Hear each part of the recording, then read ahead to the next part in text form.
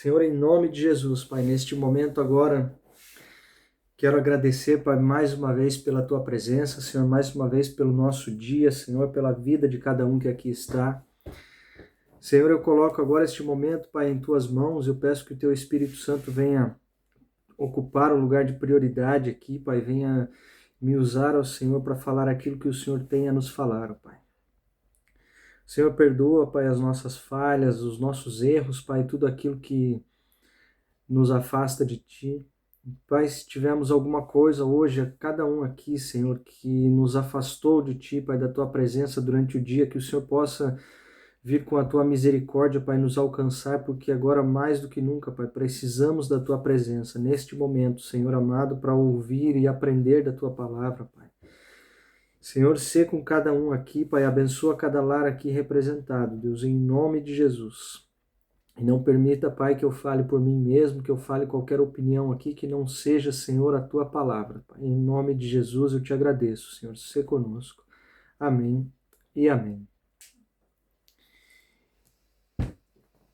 Então vamos lá dar continuidade e, se o tempo nos permitir e o Senhor também, finalizarmos aqui o livro de Atos dos Apóstolos. Vamos continuar então com o capítulo 27, né? Recapitulando aqui todos os capítulos anteriores, as viagens de Paulo, dentre as suas acusações e levado de um lado para o outro, tentando ali de toda forma, né, o Império Romano e mesmo os judeus fazendo de forma com que ele fosse preso, silenciado e pela vontade deles, quem sabe até morto, né, para não propagar mais o evangelho. Mas aqui não é o caso do capítulo 27 e ainda nem do capítulo 28, né? Porque, se todos bem lembram, no capítulo 23, 24, por ali, Paulo ele apela, né, para César, dentre esses julgamentos, e então o Senhor vem a ele com a palavra de que ele seria enviado a Roma. Então Paulo, com toda a sua fé e todo o seu conhecimento, ele sabia que de forma alguma iria acontecer o que quer que fosse pelo caminho antes de que ele chegasse a Roma. Pois, se o Senhor falou que ele chegaria a Roma, então assim seria, né? E a gente vai ver aqui os últimos acontecimentos antes de ele chegar a Roma. Capítulo 27 já inicia, né, falando da viagem dele. Então vamos lá. Quando ficou decidido que navegaríamos para a Itália, Paulo e alguns outros presos foram entregues a um centurião chamado Júlio, que pertencia ao regimento imperial. Embarcamos num navio de Adramítio, que estava de partida para alguns lugares da província da Ásia, e saímos ao mar, estando conosco Aristarco, um macedônio de Tessalônica. No dia seguinte, ancoramos em Sidom, e Júlio, num gesto de bondade para com Paulo, permitiu que ele fosse ao encontro dos seus amigos, para que estes suprissem as suas necessidades.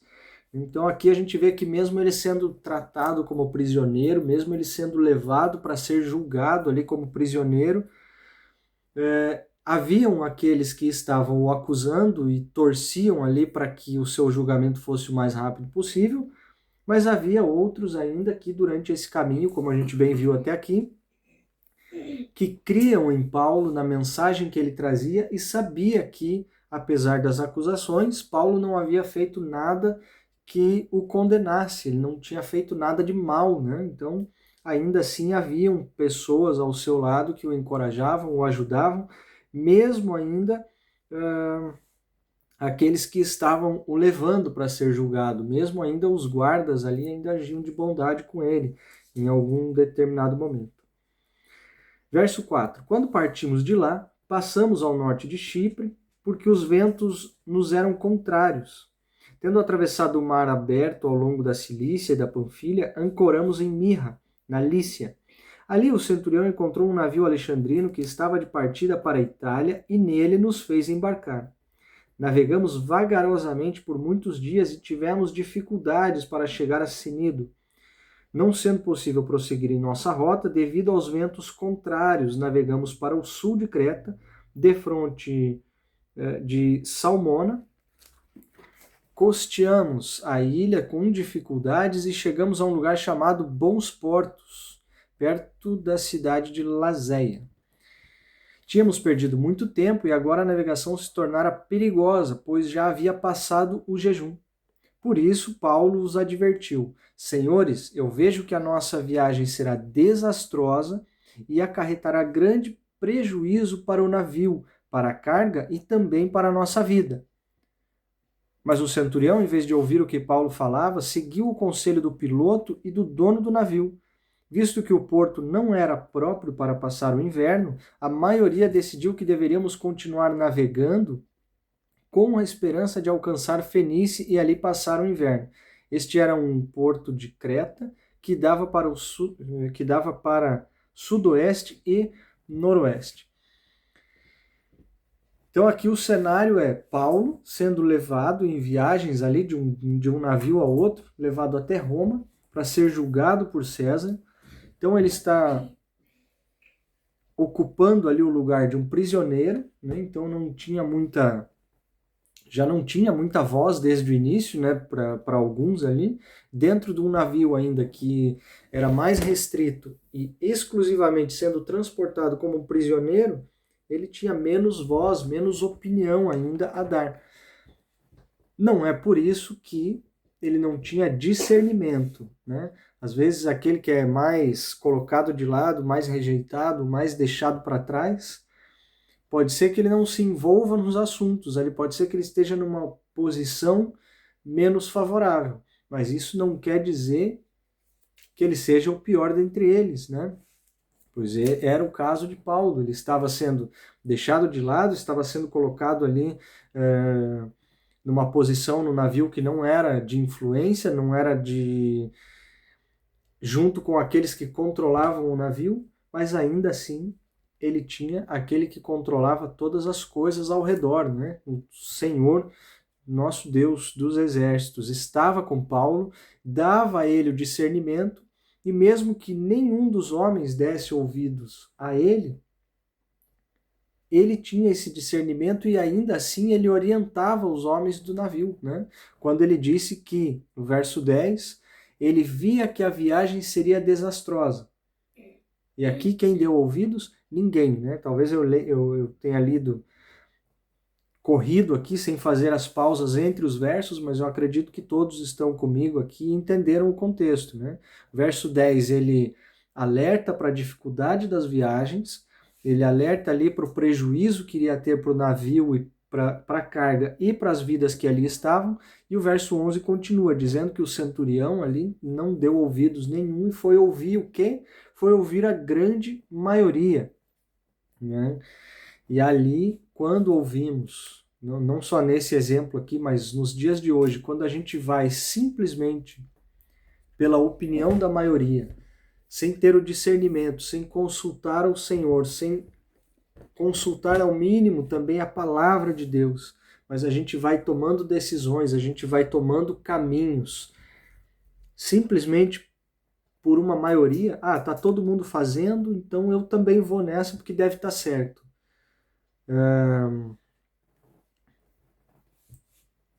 Talvez eu volte a usar aqui um exemplo que eu já usei anteriormente, né? Nosso grupo tem um número X de pessoas, então não sei se é realmente confiável, não sei se é realmente de Deus, né? Eu vou procurar aquele grupo que tem 100, 200, 300, 1000 pessoas, vou procurar aquela igreja que tem uma placa mais conhecida, um nome mais famoso, um pastor talvez que é mais famoso. Por quê? Porque tá todo mundo indo na onda, tá todo mundo indo, ali tá cheio de gente, a opinião da maioria é para onde tem mais visibilidade, não para onde tem menos. E aqui a gente vê, né? Um exemplo onde Paulo passa pela mesma situação, onde ele, com o discernimento do Senhor, ele orienta um povo e ninguém dá ouvidos, e quando a gente vai pela maioria, nem sempre é o melhor caminho, né? Existe um ditado popular também que muitos devem conhecer, que não é porque a maioria está fazendo que está certo, né? Não sei se vocês já ouviram também isso. E não sei se vão concordar também, mas eu acredito que casa para o contexto, e não só porque eu estou falando, mas principalmente porque a palavra nos exemplifica isso. Então, nunca foi a respeito da maioria, nunca foi a respeito de uma multidão, né? Sempre foi a respeito do que o Senhor nos fala ao coração. E para isso, já falei várias vezes, não quero sair do contexto aqui, mas precisa haver um relacionamento, precisa haver uma vida com o Senhor, precisa haver ali algumas renúncias e saber, sobretudo, que quase nunca é a nossa opinião que vai contar. Às vezes aquilo que o Senhor nos pede para fazer, nos diz para não fazer e tudo, para nós não faz o menor sentido, né? E é o que a gente vê se passar aqui com Paulo também. Vamos voltar lá para não fugir muito do contexto. Verso 13. Começando a soprar suavemente o vento sul, eles pensaram que haviam obtido o que desejavam. Por isso, levantaram âncoras e foram navegando ao longo da costa de Creta. No início, né, quando a maioria diz que tudo está bem, que tudo vai naquele sentido e tudo, às vezes a gente que toma essa mesma direção pode até se enganar pensando que realmente está tudo bem, né? Às vezes vem um vento leve, até ajuda o barco a sair do lugar, até parece que está avançando, só que você nunca sabe exatamente para onde está avançando, né? Esse é o perigo de seguir a multidão, né? Porque muitas vezes a multidão está ali seguindo algo que elas não sabem exatamente o que é, estão simplesmente indo na onda, e quando se dão conta do caminho, é um pouco difícil de voltar, né? Verso 14, para continuar aqui. Pouco tempo depois, desencadeou-se da ilha um vento muito forte, chamado Nordeste. O navio foi arrastado pela tempestade sem poder resistir ao vento. Assim, cessamos as manobras e ficamos à deriva. Passando ao sul de uma pequena ilha chamada Clauda, foi com dificuldade que conseguimos recolher o barco salva-vidas. Levantando-o, lançaram mão de todos os meios para reforçar o navio com cordas, e, temendo que ele encalhasse nos bancos de areia de Sirte, baixaram as velas e deixaram o navio à deriva. Isso às vezes é o que acontece quando a gente segue a multidão. Quando muitos estão falando, onde tem muita gente falando muita coisa ao mesmo tempo, não tem clareza de informação, não tem clareza de direção, e a gente acaba sendo influenciado por muitas vozes, mas não entende exatamente o que está acontecendo, e no meio do caminho a gente se encontra à deriva. Depois de ver que não era bem por ali, que não era esse o caminho que deveriam ter tomado, sem saber muito o que fazer, sem ter para onde voltar e sem ter como continuar, encontramos-nos à deriva, né? A deriva quer dizer assim, em alto mar, sem controle do navio, sem poder tomar uma direção, esperando a próxima onda que vai nos levar, sabe-se lá para onde, né? Isso é o significado de à deriva, é estar no mar sem controle. Verso 18. No dia seguinte, sendo violentamente castigados pela tempestade, começaram a lançar fora toda a carga. No terceiro dia, lançaram fora com as próprias mãos a armação do navio. Não aparecendo nem sol, nem estrelas por muitos dias e continuando a abater-se sobre nós grande tempestade, finalmente perdemos toda a esperança de salvamento. Então você vê que aqui as coisas vão acontecendo dia após dia, não é assim questão de 1 hora, 2 horas de tempestade, não, foram 2 dias, 3 dias, a gente vai ver que isso dura um pouco mais ainda e tudo. E a um determinado momento, quando tomamos esse caminho, quando escutamos aquilo que não é a voz do Senhor, perdemos toda a esperança de salvamento. Grave isso, né? Porque às vezes a gente pode se encontrar numa situação sem saber o que fazer, sem saber para onde ir, e aí quando a gente se encontra nessa situação, a gente vai se dar conta de perguntar para o Senhor, a gente vai se lembrar dele e falar, Senhor, e agora o que eu faço? Sendo que se no início tivéssemos já ouvido, teríamos evitado tal tempestade, né? Verso 21. Visto que os homens tinham passado muito tempo sem comer, Paulo levantou-se diante deles e disse, os senhores deveriam ter aceitado o meu conselho de não partir de Creta, pois assim teriam evitado este dano e prejuízo. Mas agora recomendo-lhes que tenham coragem, pois nenhum de vocês perderá a vida. Apenas o navio será destruído. Pois ontem à noite apareceu-me um anjo de Deus, a quem pertenço, a quem adoro, dizendo-me: Paulo, não tenha medo, é preciso que você compareça perante César. Deus, por sua graça, deu-lhe a vida de todos os que estão navegando com você. Assim tenham ânimo, senhores. Creio em Deus que acontecerá de modo como me foi dito. Devemos ser arrastados por alguma ilha. Então notem aqui Paulo entrando em ação novamente, não para acusar, não para criticar, não para dizer assim, então vendo, eu avisei, eu estava certo e tudo. Não é esse o nosso intuito.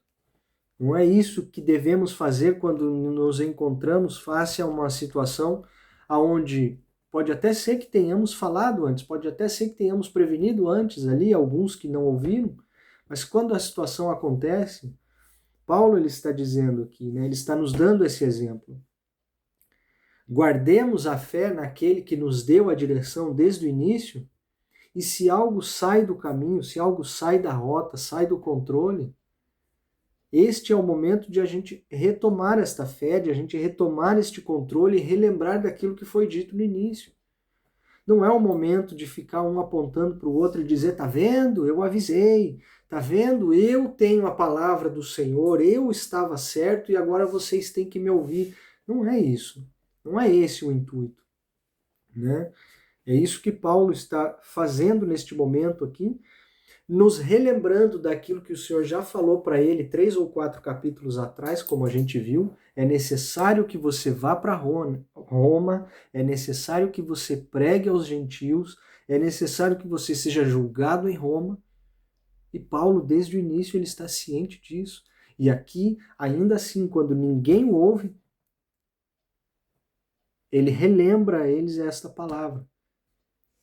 O Senhor me disse, o Senhor vai cumprir, e aqui eu estou dizendo que o anjo me apareceu e vocês todos irão comigo. Claro que ele não diz que vai ser só alegria. Notem isso também. Então a gente não pode prometer aquilo que o Senhor não falou, né? Para tornar o caminho mais bonito.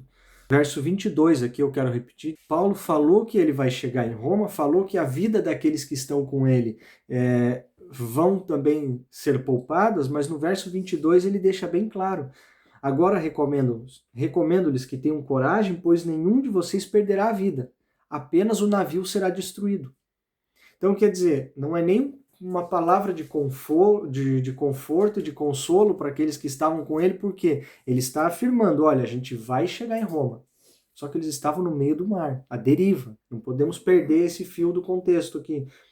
Aí Paulo olha para eles e fala, ei, calma, ninguém vai morrer.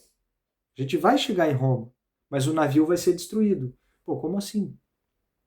Eu estou no meio do mar, estou à deriva, não tenho controle nenhum do navio, mas é a única esperança de me manter em vida é o navio. E agora você vem falar que a gente vai chegar lá, mas o navio vai ser destruído? Então, pode passar despercebido essa leitura aqui, mas eu quero chamar a atenção de vocês justamente para isso. E talvez chamar a minha atenção, principalmente, porque antes de falar para vocês aqui, isso bate primeiro em mim, né? Esse texto, essas entrelinhas, e hoje posso dizer que eu já atravessei mares mais calmos, posso dizer que eu já atravessei mares mais tranquilos, momentos de mais segurança, por assim dizer, e hoje pode ser que eu seja um desses marinheiros que está com Paulo ali, alguém dizendo para mim, ei, o Senhor vai fazer aquilo que ele falou, mas ele vai quebrar o barco. E eu confesso que às vezes eu me vejo atravessando um mar assim, agitado, no meio de uma tempestade, e a hora que eu tenho a única esperança de chegar do outro lado ali, chega alguém e fala para mim assim, ei, o Senhor vai destruir o barco. E aí eu vou ter que fazer o quê? Confiar que ele vai me levar para o outro lado. Eu não posso simplesmente dizer, se ele vai destruir o barco, então tá feito, eu vou morrer e aqui acaba tudo. Mas não, porque o Senhor já deu uma palavra, o Senhor já falou algo. Assim como ele falou para Paulo, Ele falou para minha casa, e hoje eu tenho certeza que ele está trazendo a memória, ele está trazendo a lembrança para alguns de vocês aqui. O Senhor talvez está trazendo essa lembrança, que o barco vai afundar, que a tempestade está forte, a tempestade está castigando cada vez mais a viagem. Mas ei, ele já falou para você que você vai chegar em algum lugar. Ele não falou, ei, você vai entrar num barco e ali vai ter fim aos seus dias e você vai me encontrar. Não, tenho certeza que para algumas de vocês ele falou algo, além dessa tempestade que está se passando, e esse é o momento de você relembrar isso.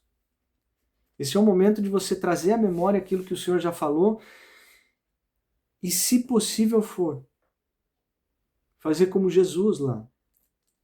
Quando ele acalmou aquela tempestade, todos os discípulos estavam desesperados, pensando na morte deles, mas foram acordar Jesus e ele, no meio da tempestade, estava com a cabeça no travesseiro, dormindo tranquilamente. E aqui, a tempestade não se acalmou com Paulo, mas a gente vai ver o decorrer da história e Paulo não se afogou ali nesse naufrágio do barco, né? Verso 27, para a gente dar continuidade. Olha como é que ele começa o verso 27. Na 14ª noite. Não foi um dia, não foram 2, não foram 3. 14 noites se passaram e na 14ª noite ainda estávamos sendo levados de um lado para o outro no mar Adriático. Quando por volta da meia-noite os marinheiros imaginavam que estavam próximos da terra. Lançando a sonda, verificaram a profundidade era de 37 metros.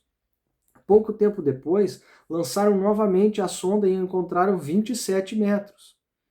Temendo que fossem jogados contra as pedras, lançaram 4 âncoras da popa e faziam preces para que amanhecesse o dia. Tentando escapar do navio, os marinheiros baixaram o barco salva-vidas ao mar, a pretexto de lançar as âncoras da proa. Então Paulo disse ao centurião e aos soldados, mais uma vez aqui o recado de Paulo, e veja se alguém vai ouvir, né? Se estes homens não ficarem no navio, vocês não poderão salvar-se. Com isso, os soldados cortaram as cordas que prendiam o barco salva-vidas e o deixaram cair. Pouco antes de amanhecer, Paulo insistia que todos se alimentassem, dizendo, hoje faz 14 dias que vocês têm estado em vigília constante, sem nada comer. Agora eu os aconselho a comerem algo, pois só assim poderão sobreviver. Nenhum de vocês perderá um fio de cabelo sequer. Tendo dito isso, tomou o pão e deu graças a Deus diante de todos. Então o partiu e começou a comer. Todos se reanimaram e também comeram algo. Estavam a bordo 276 pessoas. Depois de terem comido até ficarem satisfeitos, aliviaram o peso do navio, atirando todo o trigo ao mar. Quando amanheceu, não reconheceram a terra, mas viram uma enseada com uma praia, para onde decidiram conduzir o navio, se fosse possível. Cortando as âncoras, deixaram-nas no mar, desatando ao mesmo tempo as cordas que prendiam os lemes. Então, alcançando a vela da proa ao vento, dirigiram-se para a praia. Mas o navio encalhou num banco de areia, onde tocou o fundo. A proa encravou-se e ficou imóvel, e a popa foi quebrada pela violência das ondas. Os soldados resolveram matar os presos para impedir que alguns deles fugissem, jogando-se ao mar. Mas o centurião queria poupar a vida de Paulo e os impediu de executar o plano. Então ordenou aos que sabiam nadar que se lançassem primeiro ao mar em direção à terra. Os outros teriam que salvar-se em tábuas ou em pedaços do navio. Dessa forma, todos chegaram salvos à terra. Né?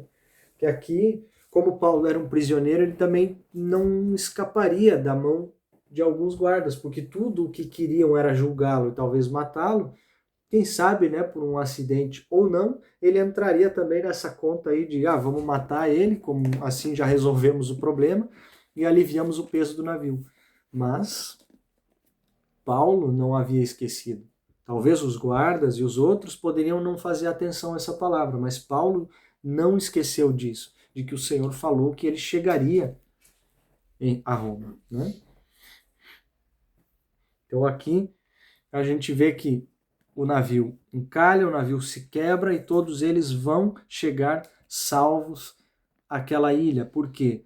porque foi a palavra que o Senhor deu a Paulo. Aquele que se mantiver no barco, né, aquele que estiver ali, embora o barco afunde, aquele que estiver no propósito, aquele que estiver no centro da vontade de Deus, ainda que a tempestade de hoje não seja suave, ainda que a tempestade de hoje não seja leve, que você olha em volta, só tem o barco à deriva e ele está afundando.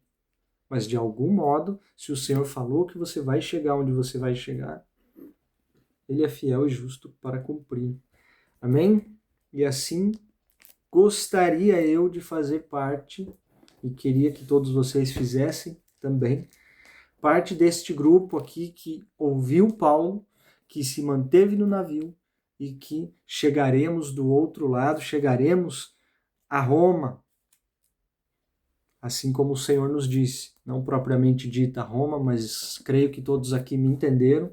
Se o Senhor tem uma palavra para cada um de vocês, não desistam, não virem as costas e não desacreditem. Amém? E dessa forma finalizamos o capítulo 27 aqui.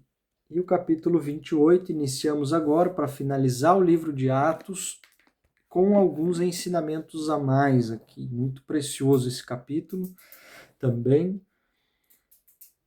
E vamos ver o que ele nos reserva depois de estarem todos a salvo, em terra firme, chegando a uma ilha. Vamos ver que ilha é essa. Capítulo 28. Uma vez em terra, descobrimos que a ilha se chamava Malta. Os habitantes da ilha mostraram extraordinária bondade para conosco.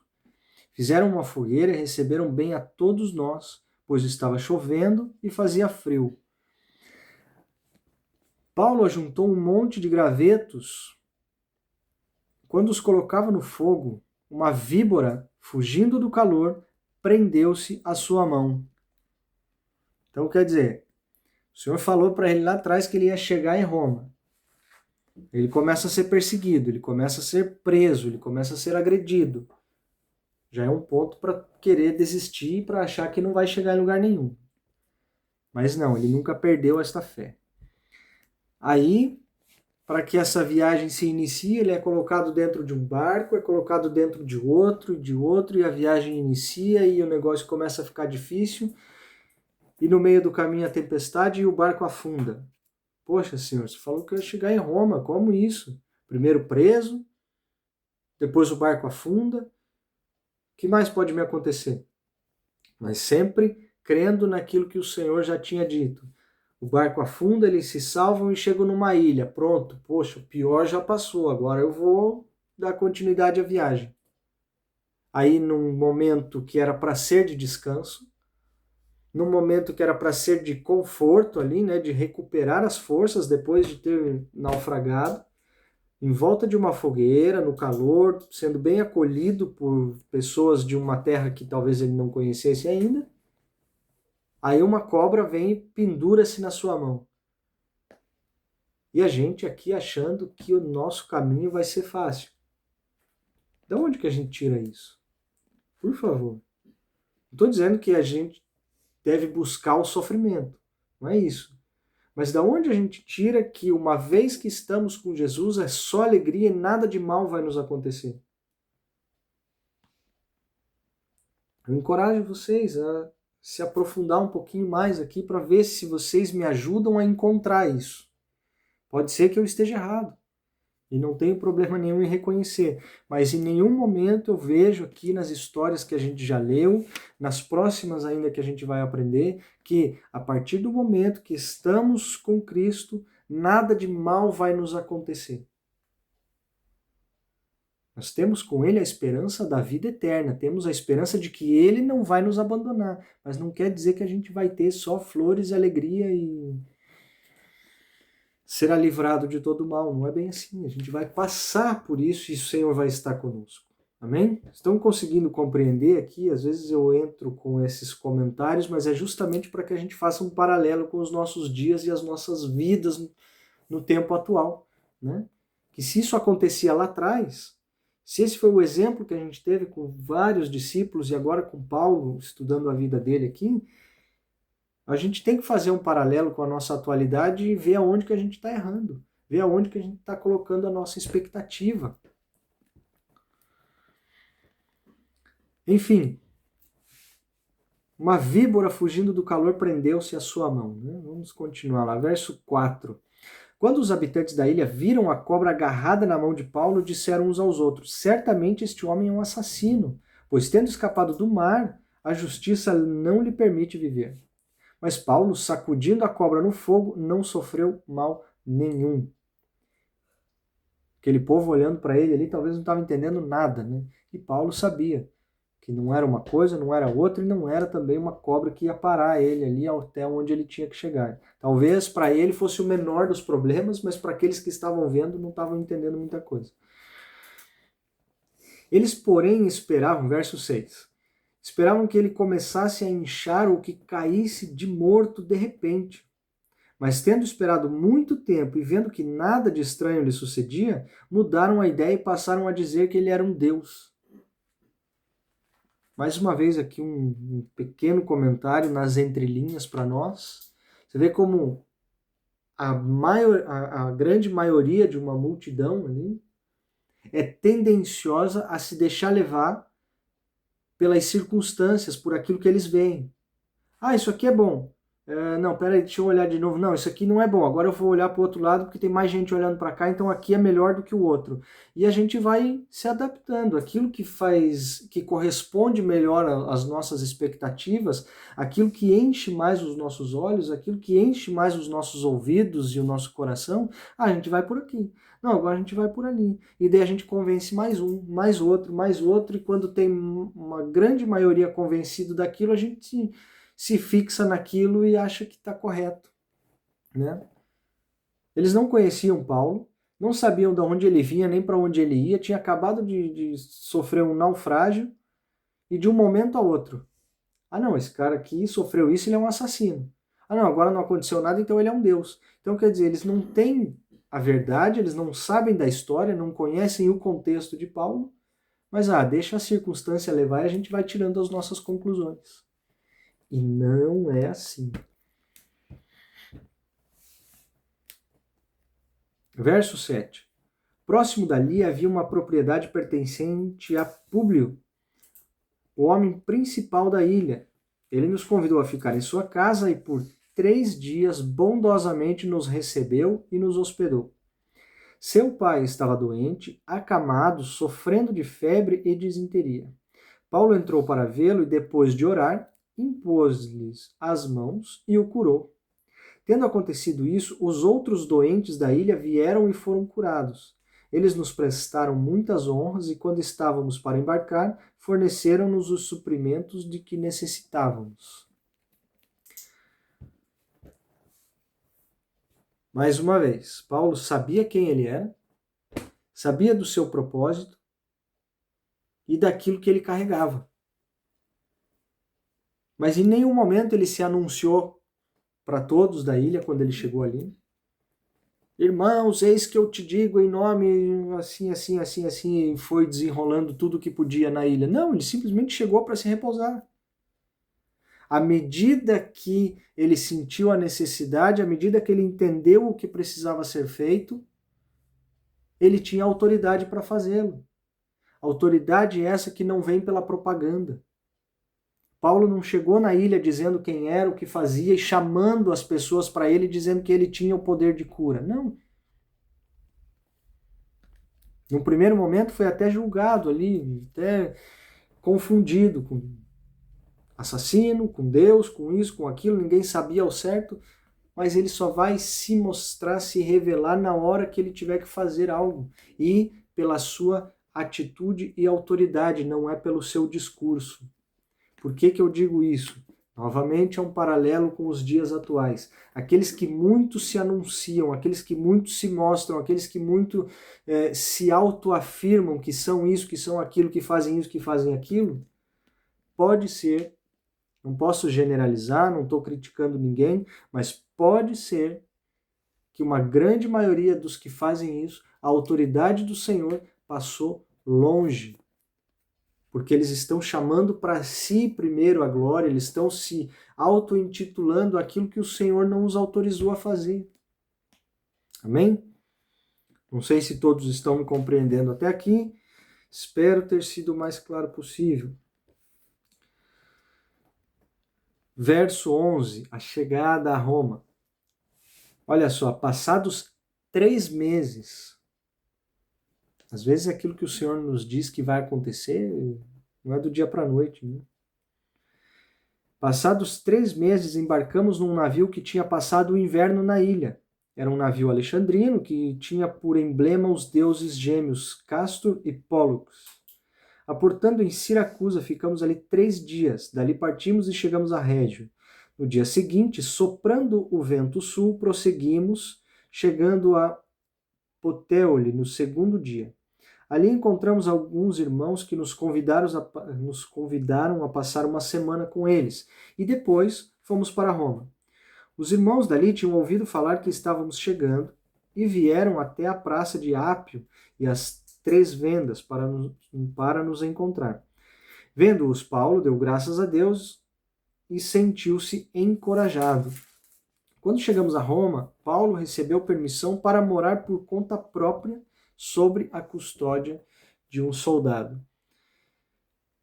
Quer dizer, chegou ali, encontrou os seus irmãos e mesmo como sendo prisioneiro, lhe foi concedido ali, né? Não simplesmente ficar numa prisão e tudo, mas poder morar por conta própria, no seu canto, na sua casa ou no seu, se fosse atualmente, a gente ia dizer onde, no seu triplex, na sua cobertura, porque afinal Paulo era uma figura, era uma celebridade da época, mas não, porque não era isso que ele buscava. Ele tinha autoridade para fazer, autoridade para falar, para ensinar, pregar e curar, mas ele não buscava a glória para ele. Diferente do que a gente vê hoje, que alguém faz uma oração eloquente de 10 ou 15 minutos, ele já pensa que é quase um Deus. E aí, para onde ele vai, por onde ele passa, ele quer ter o melhor, ele quer ter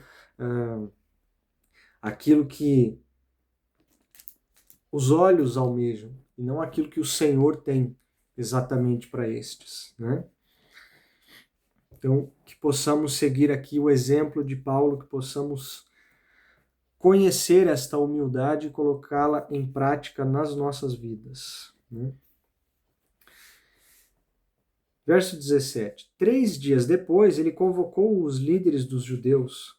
Quando estes se reuniram, Paulo lhes disse: Meus irmãos, embora eu não tenha feito nada contra o nosso povo, nem contra os nossos costumes, nem contra os nossos antepassados, fui preso em Jerusalém e entregue aos romanos.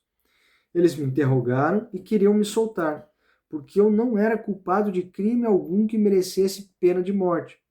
Todavia, tendo os judeus feito objeção, fui obrigado a apelar para César. Não, porém, por ter alguma acusação contra o meu próprio povo. Por esta razão, pedi para vê-los e conversar com vocês. Por causa da esperança de Israel é que estou preso com estas algemas. Então aqui, mais uma vez, ele diz para o povo, ele diz para os judeus ali o porquê que ele está sendo acusado, porquê que ele está indo até César para ser julgado, né? Claro que aqui ele não repete toda a história, mas ele dá um breve resumo ali daquilo que ele já repetiu várias e várias vezes a cada julgamento que ele tinha com os outros governantes. Verso 21. Eles responderam: Não recebemos nenhuma carta da Judéia ao seu respeito, e nenhum dos irmãos que vieram de lá relatou ou disse qualquer coisa de mal contra você. Todavia, queremos ouvir da sua parte o que você pensa, pois sabemos que por todo lugar há gente falando contra esta seita.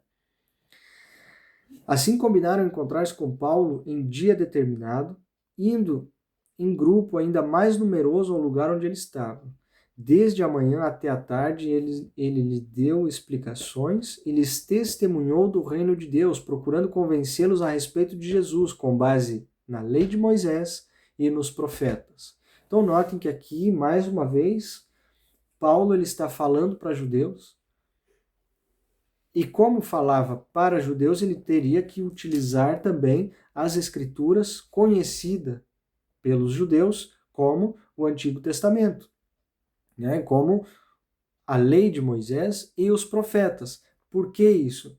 Porque ele, conhecendo esta lei, conhecendo este livro, conhecendo todos os profetas que já falaram antes aqui no Antigo Testamento, ele bem conhecendo tudo isso e agora conhecendo Jesus, ele sabe que o Antigo Testamento apontava para Jesus e dessa forma ele iria trazer ali o ensinamento de Jesus para os judeus com base na palavra, não somente com base no que ele viveu, em suas próprias experiências, porque isso não convence ninguém, né? As nossas experiências, os nossos testemunhos são para encorajarmos uns aos outros, mas não pode ser somente baseado nisso que vamos evangelizar alguém, que vamos convencer alguém do que quer que seja. Precisamos estar baseados na palavra do Senhor, assim como ele fez com os judeus. Verso 24. E aqui é importante que a gente saiba e reconheça e entenda isso para não criar falsas expectativas. Alguns foram convencidos pelo que ele dizia, mas outros não creram. Então hoje a gente vai falar para alguém, hoje a gente vai evangelizar alguém, a gente vai falar de Jesus para alguém, alguns vão crer, outros não. E tá tudo bem, porque nós não podemos obrigar ninguém a isso. O próprio Senhor, ele é gentil e não invade o nosso coração e não nos obriga a isso. É uma vontade dele, mas ele não nos obriga. Verso 25. Discordaram entre si mesmos e começaram a ir embora. Depois de Paulo ter feito esta declaração final, bem que o Espírito Santo falou aos seus antepassados por meio do profeta Isaías. Aqui ele já cita novamente Isaías, está lá pelo capítulo 6, verso 9 para frente, lá ele vai dizer isso daqui. Vá a este povo e diga, ainda que estejam sempre ouvindo, vocês nunca entenderão. Ainda que estejam sempre vendo, jamais perceberão, pois o coração deste povo se tornou insensível. De má vontade ouviram com os seus ouvidos e fecharam os seus olhos. Se assim não fosse, poderiam ver com os olhos, ouvir com os ouvidos, entender com o coração e converter-se, e eu os curaria. Sério isso aqui, né? Porque Paulo ele cita o que Isaías já falou lá atrás, para aqueles que de má vontade talvez ouviam o Senhor, para aqueles que de qualquer forma cumpriam somente um rito religioso, mas o coração estava longe dali. E aí acontece o quê? O Senhor não está aqui. O Senhor não fala, não responde, não sei o que está se passando. E aqui nesse texto fica muito bem claro, né? Se assim não fosse, poderiam ver com os olhos, ouvir com o coração, ouvir com os ouvidos e entender com o coração.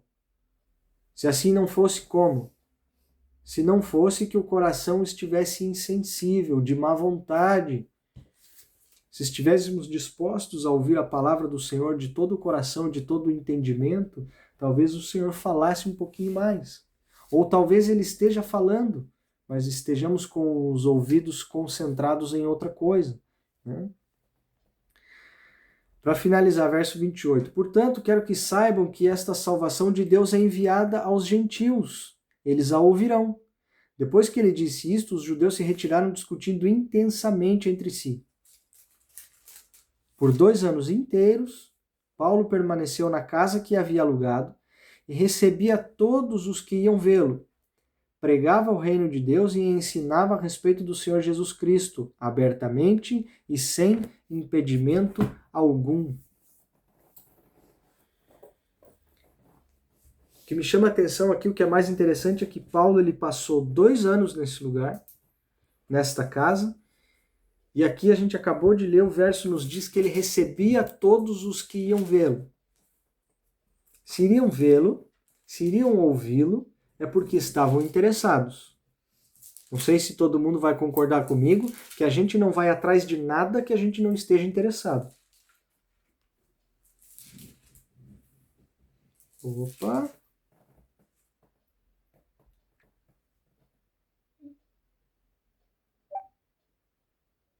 Desculpa, acho que a minha conexão caiu. Então, como eu dizia, ninguém vai atrás de nada que não esteja interessado. Todos iriam ver Paulo, todos queriam ouvir Paulo, porque estavam interessados naquilo que ele tinha a ensinar, naquilo que ele tinha a falar.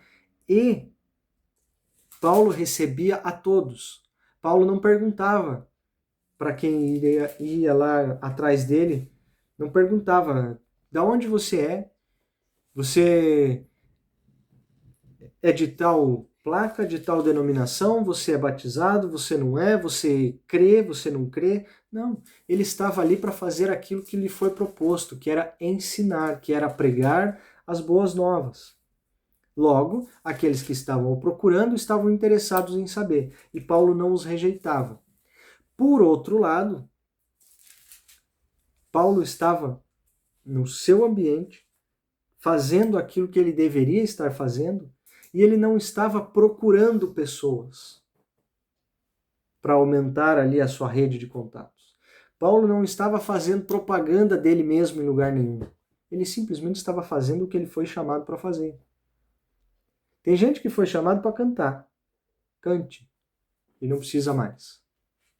Tem gente que foi chamado para interceder pelos outros, orar por outras pessoas. Ore, interceda e não precisa mais do que isso.